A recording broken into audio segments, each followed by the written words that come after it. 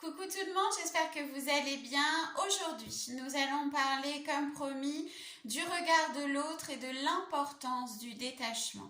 Donc pourquoi est-ce que le détachement est important? Eh bien parce que nous sommes tous des êtres humains libres, nous n'appartenons à personne et nous avons cette liberté de pouvoir faire notre vie comme nous l'entendons, avec des compromis bien évidemment, si nous sommes en famille et tutti quanti. Mais nous avons cette liberté finalement de vivre notre vie comme nous l'entendons. Et le problème, c'est que nous sommes éduqués d'une manière qui a été la nôtre, selon, on voit bien, hein, selon les tranches d'âge, selon l'histoire de la famille, selon qui nous empêche finalement d'avancer vers cette liberté. Pourquoi? Eh bien parce qu'il faut rentrer dans des cases depuis tout petit, savoir marcher à tel âge, mettre ses dents à tel âge, aller à l'école à tel âge, passer à tel niveau à tel âge.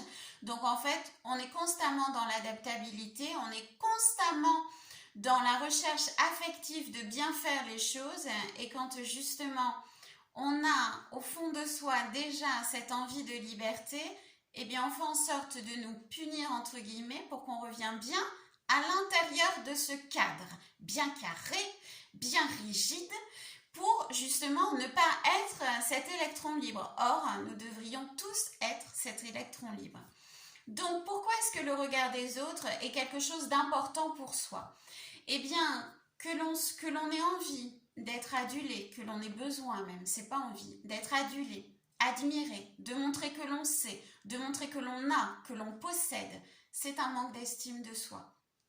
Comme si la possession, qu'elle soit matérielle ou alors intellectuelle, voire les deux, nous mettait face à notre propre valeur.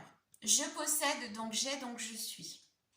Et puis nous avons d'autres personnes qui ont une estime d'eux-mêmes encore plus basse, plus faible, qui elles vont être...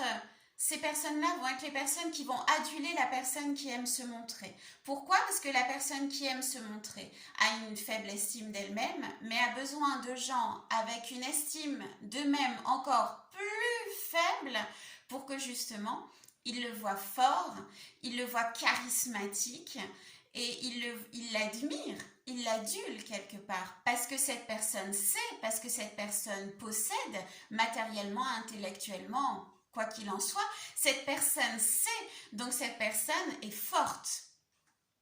Et donc, on n'aide pas forcément ceux qui ont une faible estime d'eux-mêmes à évoluer quand on a ce besoin d'être dans la force, d'être admiré, d'être vu. Pourquoi? Eh bien, tout simplement parce qu'on aime bien qu'ils soient en bas, là, parce que sinon, nous, on brille un petit peu moins.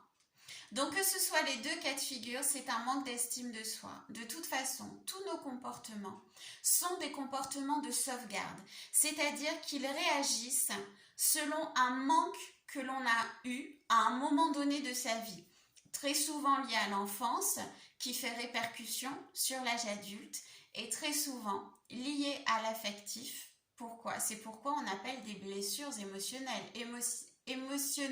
Émotion, le cœur. Ok? Donc, comment se détacher de ce regard-là, du regard des autres, et devenir libre de sa propre vie? Eh bien, c'est travailler son estime de soi. Alors, vous allez avoir, si dans votre entourage, vous avez des gens qui vous paraissent forts et à qui vous avez tendance à vous confier, mais qui vont en toute bienveillance vous déstabiliser afin de ne pas avancer pour que eux finalement ne soient pas face à leur échec, eh bien vous n'allez jamais évoluer. Si vous prenez une personne totalement un tiers, que vous travaillez sur votre estime de vous, il y a des gens aussi qui le font très très bien tout seuls, avec des ouvrages, avec des vidéos, avec tout un tas de choses, qui cheminent sur eux-mêmes comme ça. C'est très admiratif, je trouve.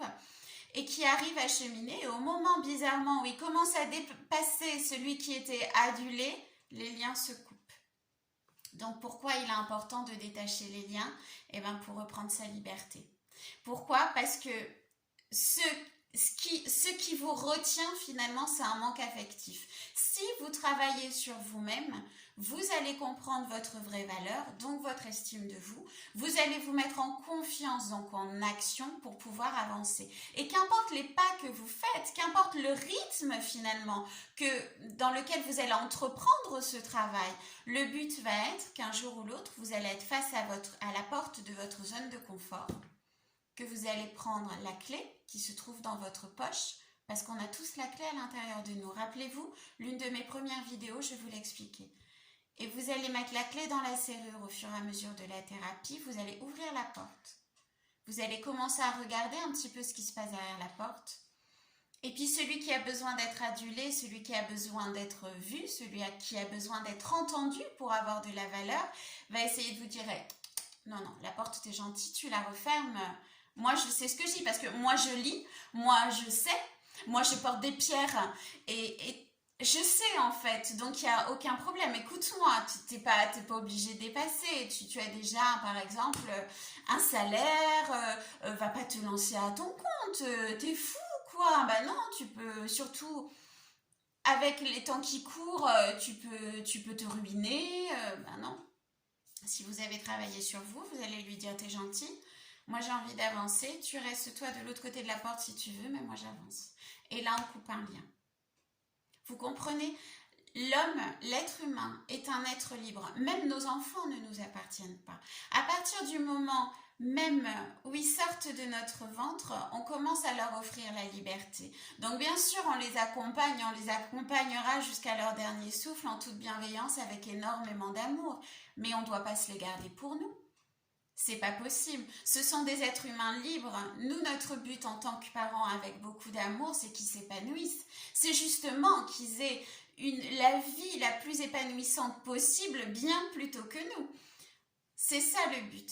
Si jamais vous êtes retenu, c'est que quelque part, vos parents ont un problème affectif, un problème d'estime et veulent un petit peu vous garder avec eux parce que vous leur apportez ce qui leur manque.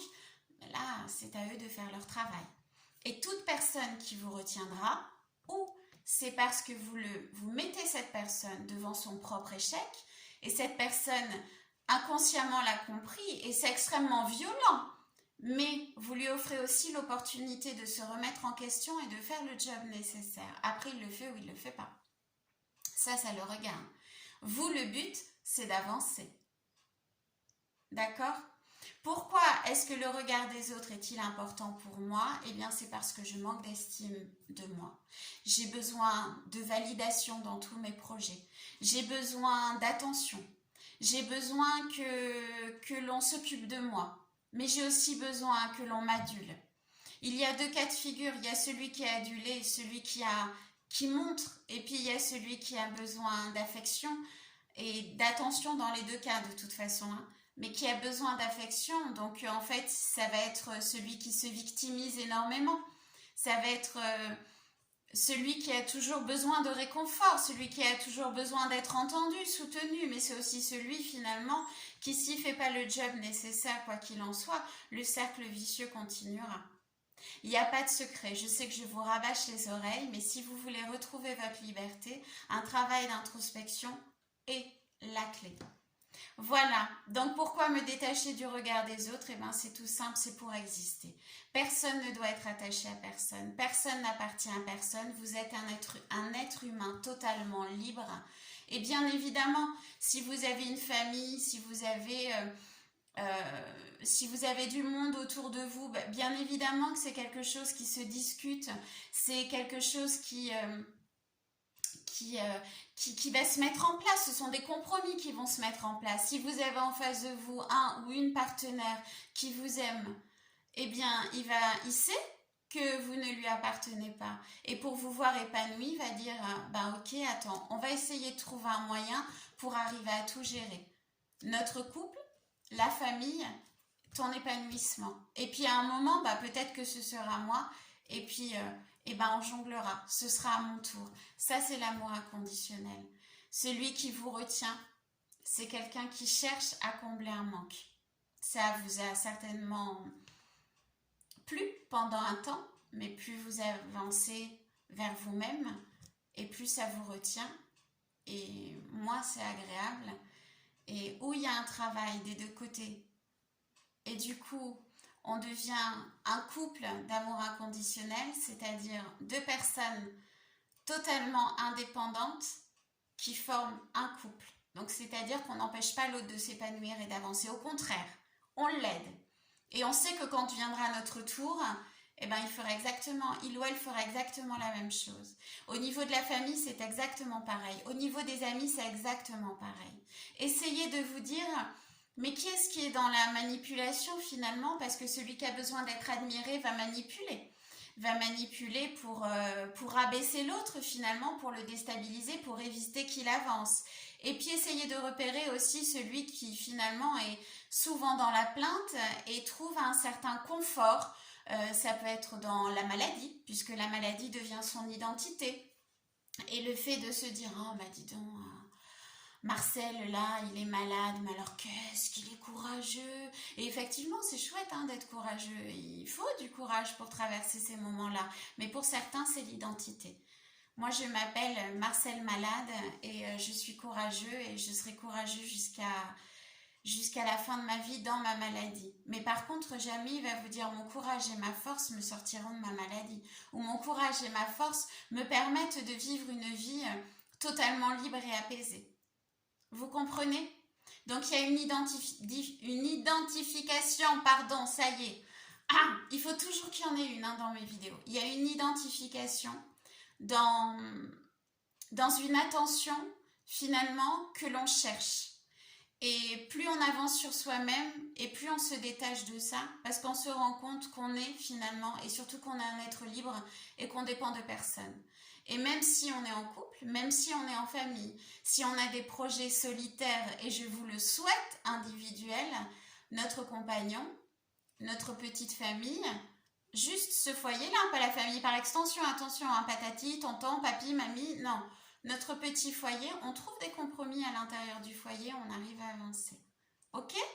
Bon, je vous fais de gros bisous, j'espère avoir été assez claire et puis je vous dis à très vite. Gros bisous.